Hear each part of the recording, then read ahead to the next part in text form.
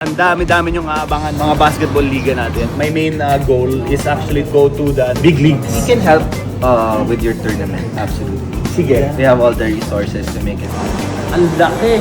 Yeah. Kahit sa ulo tayo Bakit? manage siya. Sakit sa ulo nga eh. What's up guys? Another basketball vlog tayo ngayon. Dito tayo ngayon sa Gameville. Pinakakaantay natin ang lahat ng mga viewers natin. Ngayon gagawa tayo ng mga basketball leagues sa buong Gentry team natin. Dami na natin mga tao. Nasa mga 80 plus na tayo. Ngayon gagawa tayo ng mga content for basketball naman. Kasi meron tayong golf, meron tayong tennis. Ngayon mag-basketball content naman tayo. Actually right now, nagluluto pa lang tayo. Tignan natin tong Gameville kung kaya nila i-hold yung lahat ng mga basketball leagues natin. Kausapin natin si CJ, no? CJ. Pinsan mo daw, no? Pinsan ni paring Video G. Brother, kamusta? Finally met, ha? Oo nga eh. Brother CJ nga pala, siya yung manager and director ng buong Gameville. So ang plano ko kasing gawin talaga is magagawa ko ng basketball league sa buong Gentry team na. Kasi I'm planning to also make it a bigger league. So I have to start first for the Gentry community lang. Kukunin ko si Paring Hype, Paring G, si Patrick 69. Kaya parang gagawa kami ng draft pick sa buong team lang namin sa Gentry team. Kasi ang dami na rin namin, we're already almost 80. My main goal is actually to go to the big leagues. Like yung Phil Basket, like yung mga Ateneo. Si Jai Reyes. Kasi I played sa Phil Basket before. To be honest like si Paring G sa golf. Paring Hype sa tennis.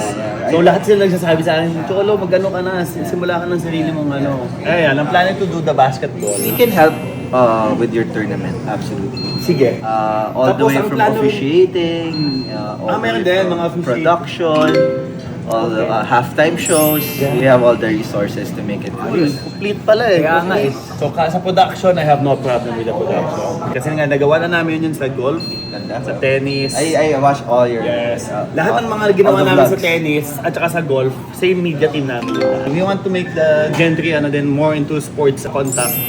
Everybody is in the sports field. So hopefully we can do the basketball. Kasi since basketball is the biggest sport here sa Philippines, to be honest. So maganda yung magkaroon ng Gentry basket. Syempre, the first step is to lock in the court. Ayun. To get a really good commissioner first. Officiating, yes, So commissioner. the commissioner changes siya na mag-manage usually of all the referees. Kasi yung mga like invite ng teams. We can Like have, yung mga ganun we just have to have an official invitation. We hosted a couple of tournaments already. Nagpa-event dati si Cholo rin, nag-vlog kami na basketball din. Kami, pero hindi ganun ka-organized. Ngayon nga, parang i-elevate lang namin ng konti. Na sige, lagyan natin ng drafting, may team na. Ito yung last namin na Mag-game tayo ngayon sa mga Gentry team, may Gentry Care, may media team, sales team, pati mga security natin. Putahan to, boy. Palit Rolex. Pero saan pinasa mo muna eh? Wala eh. Panisin natin ito mga... grupo ng basketball namin. Walang kakwentang ano lang. Naglalaro lang. Parang nga kasi yun, mag-vlog na rin ako. Yun, nag-vlog ka din.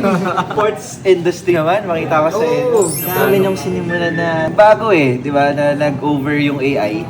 So parang wala ng sense of relationship. Now, vlogging is like, it's direct to the It is the number one marketing tool, to be honest. For a marketing tool for your products, Yeah. number one talaga ang vlogging, anything to do with the social media, number one talaga lagi. Punta tayo sa court daw, may bagong facility daw yung Gameville. Punta, pinapapakita daw niya sa atin. Balay mo, in the near future, yan yung magiging main home court natin.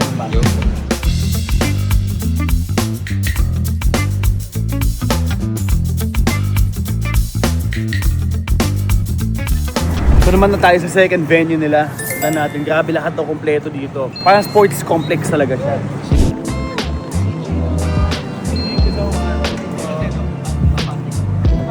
Dadako kayo ngayon sa bago namin. Biggest project ko. Pare, ubos lahat ng meron kami. Pare, it took us a total of 200M to finish the project. 200M? I know. Wow. Like, literally everything we got, we risked it in this project. We'll see, we'll find out. Marami pang construction, but inuna namin sa taas, pababa. Central Park. Yes, sir. So we have 2 courts. This one is the parang practice court. This is the televised court. We have 12 lanes, 6 badminton. Ito yung pinaka-lounge na. Lounge. Ito yung first court. Yes.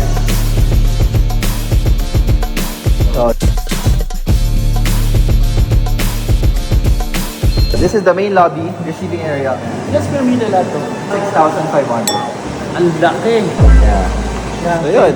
Kahit sa ulo tayo Kasi siya. Sakit sa ulo nga eh.